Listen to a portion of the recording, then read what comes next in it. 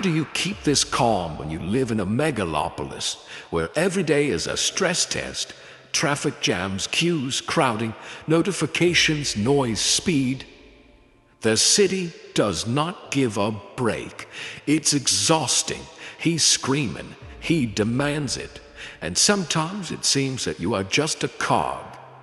But Stoicism is not about running to the mountains. This is a philosophy for life, especially where it is difficult. In this video, you will find out how to maintain inner peace when there is chaos outside, how to build personal Stoic practices for the urban environment, why megalopolis is the best simulator for a Stoic, and how not to lose yourself in the frenzied rhythm of modern life. I remember one evening, it was the end of the week. I was standing in a stuffy minibus, wedged between someone's backpack and someone's elbow. My head was buzzing with noise, and my phone was bursting with messages. I catch my reflection in the dark glass and think, I wish I could just disappear now. But at that moment, like a flash, Epictetus's thought came. You're always free to choose how to react. And with that thought, it became quieter. But how to get to this state, not theoretically, but in practice. How to be Stoic in the here and now, in the hustle and bustle. We'll figure it out. Start. A megacity is not just a place, it is a separate civilization within a civilization. Life flows faster, louder, and more intense here. You go outside and you get into a fight. With a crowd, with a noise, with a schedule, with yourself. It is especially important here not to be inside the city, but inside yourself. Stoicism was not a philosophy of solitary hermits. He was born in the Agora, a market square where merchants were noisy, politicians were arguing, and passions were boiling.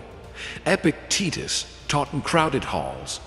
Seneca lived in the center of Rome, and Marcus Aurelius ruled a vast empire. All of them did not live in silence, but in the thick of events. The first Stoic practice in a megalopolis is to stop fighting noise. The Stoic does not react to what is beyond his control. Transportation, the hum of cars, human conversations, all this does not depend on you. But you can choose how you feel about it. Imagine you're standing in the subway, someone pushed, someone is talking on a speakerphone, the music is playing with a bang. That's where the practice begins. You can explode or turn into an observer. Breath, awareness. It's just a sound. He can't hurt my mind. Epictetus taught, things don't bother us. We are concerned about our views on these things. The stress level in the city is not only an external factor. This is a perception filter. Stoic learns how to clean the filter. The second practice is conscious movement in a crowd. We usually rush as if in automatic mode, escalator, turnstile, street crossing. Everything is fast without the participation of consciousness. But Stoic, he doesn't just move, he walks with attention. Try it. Walking down the street, just feel the footsteps, notice the faces, don't judge. Don't speed up if everyone is running. You're not a crowd, you are a point of rest inside the flow. This is the Stoic presence. Marcus Aurelius wrote, let your actions be calm, as if you have endless time. This is possible, even in the rhythm of the city. The main thing is the internal pace, not the external one. The third practice is choosing how to respond to stimuli. The city provokes, the driver cut off, the cashier is rude, the neighbor in the entrance listens to the music at full volume. The level of irritation increases in the morning. The Stoic is not looking for an ideal world. He accepts imperfection as a school. Every stimulus is like a simulator, not an enemy. but an opportunity. You either react automatically or you choose consciously. Example, you're stuck in traffic. You're already late. Everything inside is shrinking. But at that moment, you catch yourself. It's not in my power, but it's in my power not to destroy my day with anger. And you switch to an audiobook or for breathing. The Stoics were not indifferent. They just didn't waste their energy on something that couldn't be changed. And the metropolis is a great place to learn this. The fourth practice is a Stoic morning. In the city, the day begins before dawn. Waking up, rushing, subway, work, and many people open their eyes and immediately run. But Stoic begins differently. Marcus Aurelius reminded himself every morning, "Today I will meet the lazy, the greedy, the irritated, but that's no reason to be the same." This is not pessimism. It's a setup. It's an armor. A Stoic's morning routine is 5 to 10 minutes of silence and adjustments. Breathing, recording thoughts, and realizing goals. Even in a megalopolis, you can find a morning where you are not a race, but the center. Try the 3 pillars practice. Write it down in the morning. What can throw me off balance? What depends on me? How do I want to behave? This creates an anchor in the storm. The 5th practice is a Stoic evening. The city does not sleep. It burns with lights until morning. We get exhausted and unconsciously extinguish fatigue with food, phones, procrastination. But Stoic ends the day differently. In the evening, ask yourself, where was I calm today? Not where. What can I do differently tomorrow? This is not self-flagellation. This is an observation. It's like a doctor's analysis of symptoms. And the recipe. Seneca wrote, "Every evening I examine my conscience. I go through the day in my mind as if I were giving an account."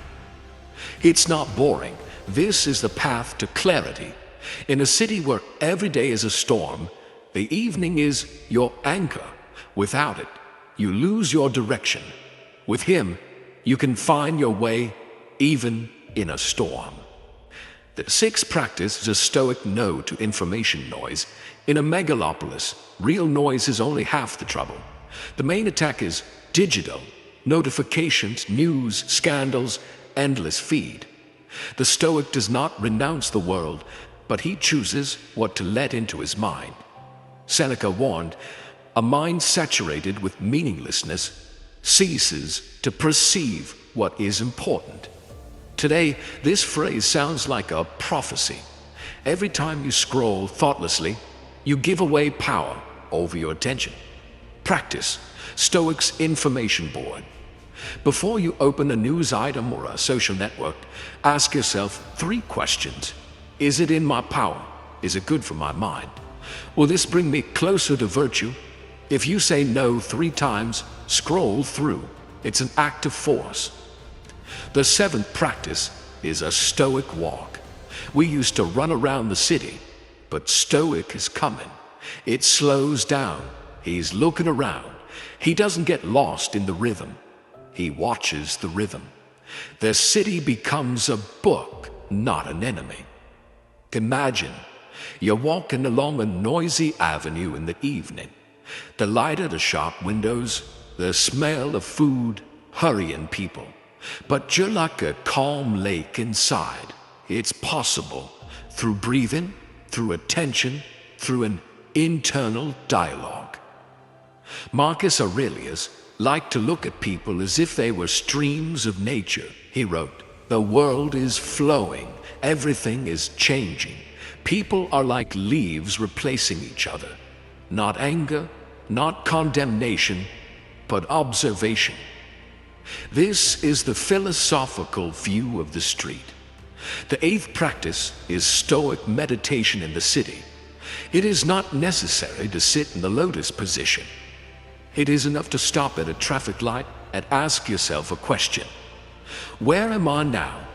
In the outside world, or in yourself. This second returns. Example, you're in the office. Everyone is stressed. The deadline is on. Colleagues are arguing. But you're remembering Epictetus' phrase, you don't have to be worried just because everyone around you is losing their heads. And you're still yourself. The ninth practice is ritual control. In the city, rituals are salvation. Morning tea, evening notebook, and the way home can all become islands of resilience. The Stoic builds a structure where everything flies. In Stoicism, there is a concept of kaidekai, preferred but not necessary. You may prefer silence, but don't depend on it. You can create a ritual, but not be its slave. This is the flexibility of the force. The 10th practice is Stoic grounding. The city is the realm of the mind. Everything is fast, abstract, and digital. It is important for a Stoic to return to the body, through breathing, through touch, through everyday life. Simple technique, marble posture. Imagine that you are a statue. Stand like a philosopher. Shoulders are squared. The view is clear. The foundation is solid. Even 30 seconds of this posture, and you're no longer a dusty person in traffic, but the epitome of calm. The 11th practice is unloading through writing. In the evening, 10 minutes on paper. What excited me today? Why? Was I in my power, or did I give it to the situation? This is a mirror for the Stoic. No complaints, no charges, just the facts. Seneca wrote to Lucilius, write letters to strengthen your soul.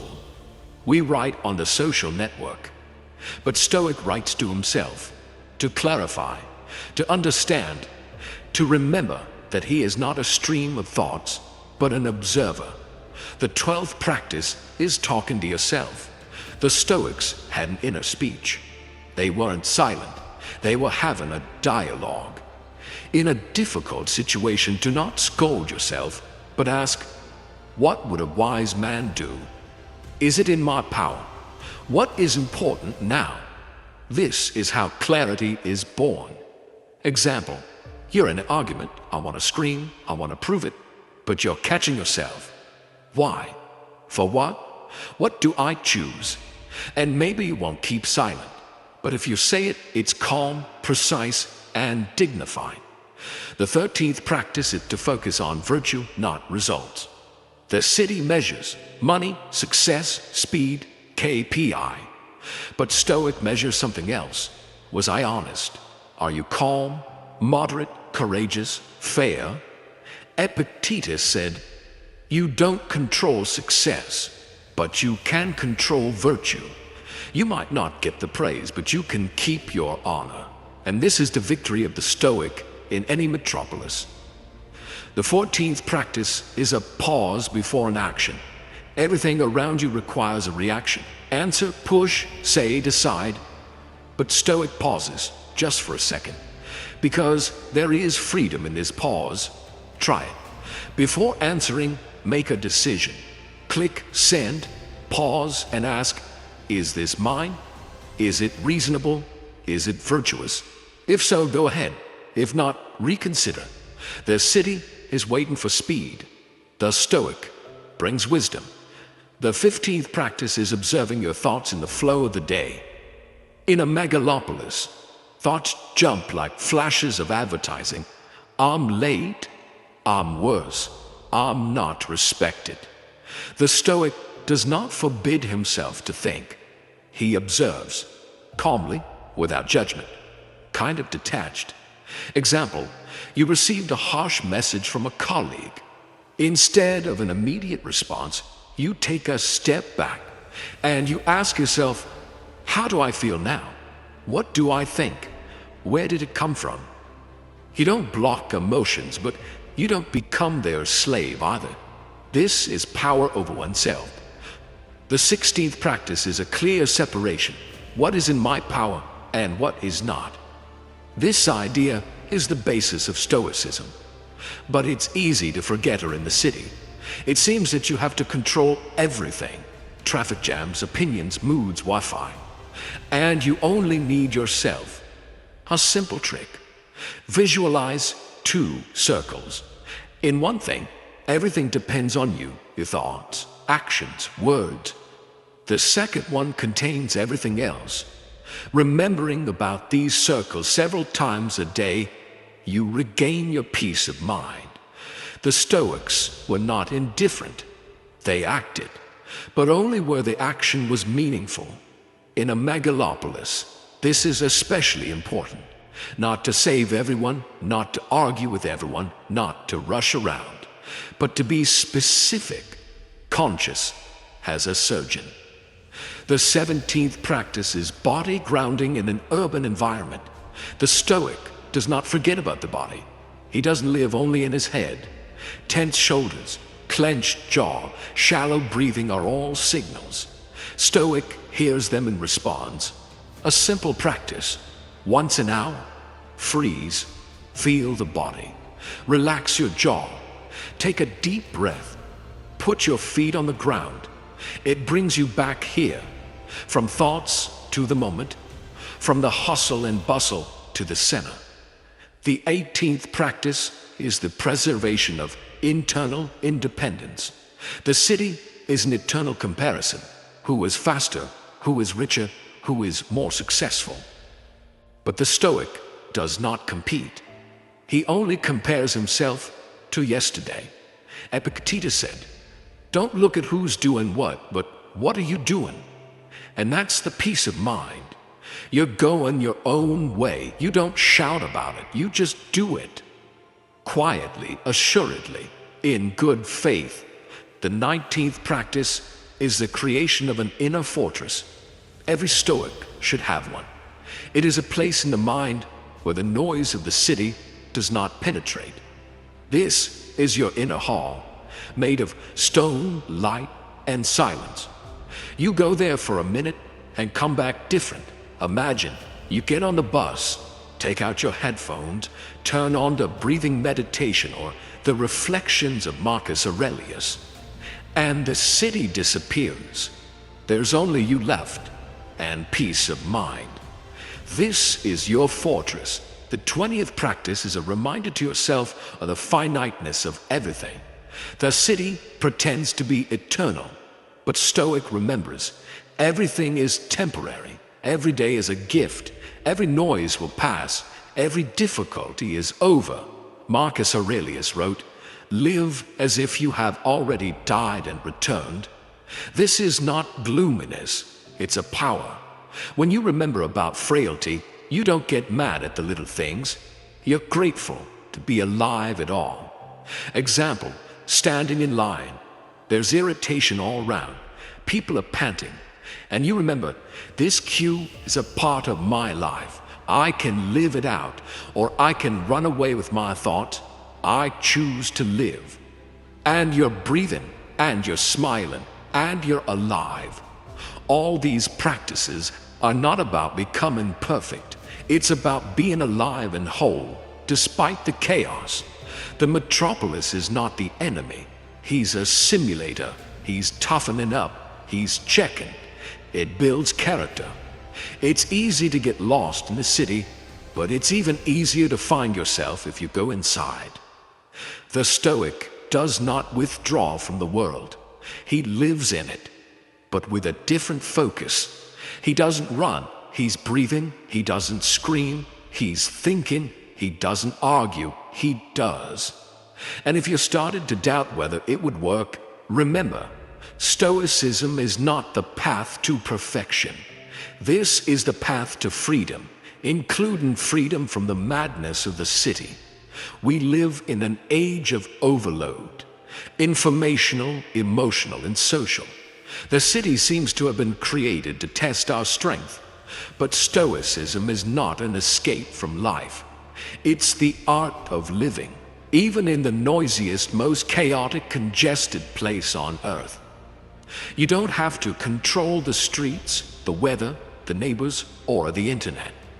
But you can control your thinking, your choices, your reactions. And this is absolute freedom, the one the Stoics dreamed of. That's what we've come to. The noise of the city can be turned into a simulator of silence inside. Rhythm, pressure, in the practice of slow presence. Irritants are reasons to strengthen character. And every morning and evening, in the ritual of returning to yourself, you can be stoic in a megalopolis, not in spite of him, but in him. Because philosophy is tested not in theory, but in the subway, in the office, in a crowd, in a traffic jam, at the ticket office. And if this idea appeals to you, don't just listen. Try. Live it. Watch it. Start with one morning question, with one pause before the reaction, with one stoic thought in the noise of the city, and you'll see the metropolis is no longer pressing. You are not a passenger, but a captain. And even in the stone jungle, you can live with dignity, clarity, and inner peace. And if it resonated with you, be sure to watch the video. You are not emotions. You are the master. It's even deeper, even more practical. The real continuation of this path